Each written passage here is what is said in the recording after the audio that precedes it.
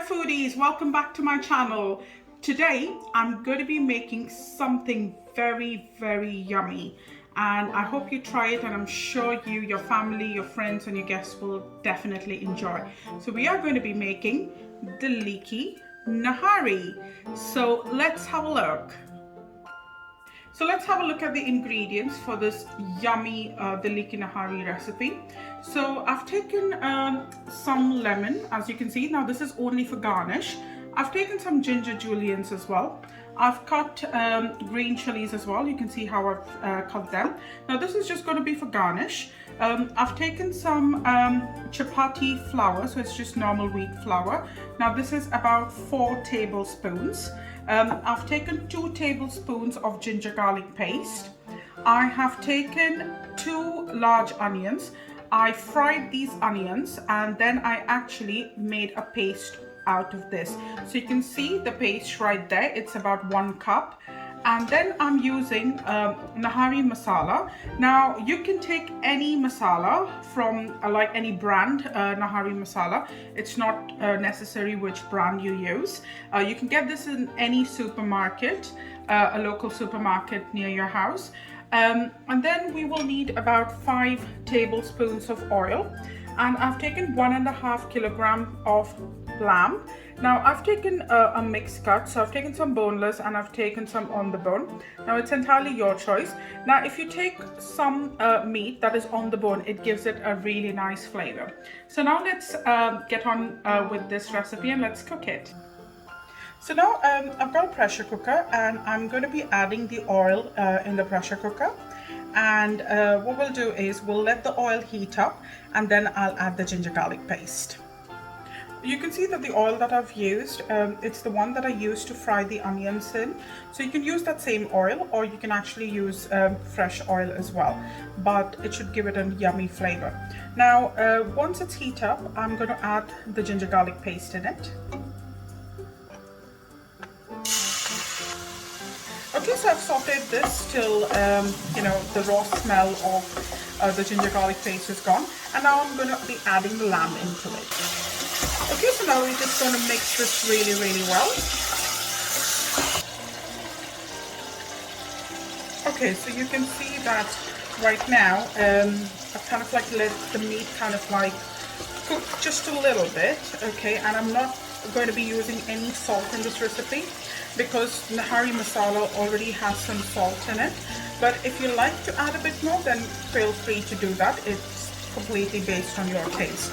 So now I'm going to be adding the Nahari masala into this. I've used the whole pack because it's going to give it an awesome flavor. And I'm going to mix it and saute it for another 2-3 minutes. Okay, so now what I'm going to do is I'm just going to be adding about 3 cups of water and I'll let it pressure cook. Normally what I do is I actually put it on for about 5 whistles. But if you're using a lot more pieces which are on the bones, then I would suggest to leave it for about 6 whistles at least. So I'm going to be adding 3 cups of water and then just going to leave it for about 5 whistles.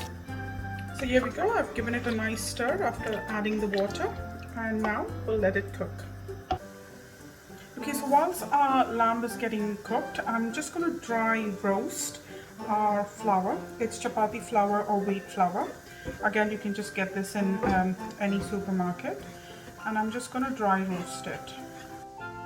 Okay, so we can see that this is our dry roasted flour there. And I'm going to be adding water to it and I'm going to make it into a paste. Okay, here we go. So this is the paste there. Just make sure that it does not have any lumps in there. And now to this, I'm going to be adding the fried onions that we made it into a paste using a mixer grinder. So I'm going to be adding this as well. Okay, so here we go. This is how the paste looks. And now we're going to add this to our lamb. Wow, amazing. This smells awesome. It's so appetizing. Now you can see that our lamb is quite well cooked and I'm going to be adding this paste to it now. So this looks awesome right now once I've actually added the mixture. You can see the texture. I'm going to cook it at low medium flame. I'm going to cook it for about 10 minutes. Just let the paste kind of like cook with the meat right now. Ooh, the aromas are awesome right now. Here we go, that's our Dilli ki Nihari is ready, and now I'm going to plate it up to serve. Okay, so here we go. So that's my Dilli ki Nihari is ready. What I've done is I've added some ginger juliennes, I've added some green chilies as well, and I've added a little bit of lime, and I've just used a little bit of coriander just to kind of like garnish it. It's not compulsory, it's just optional. It just looks really, really nice. And I'm serving this with naan bread. You can have it with sheerma, you can have it with roti, chapatis, or even rice. It is really yummy, so enjoy. And please make sure that you like, share and subscribe to my channel. And please do leave any comments. If you need any tips or anything like that, if you have any questions, then please leave your comments as well. But please make sure you like, share and subscribe and spread the word. Thank you.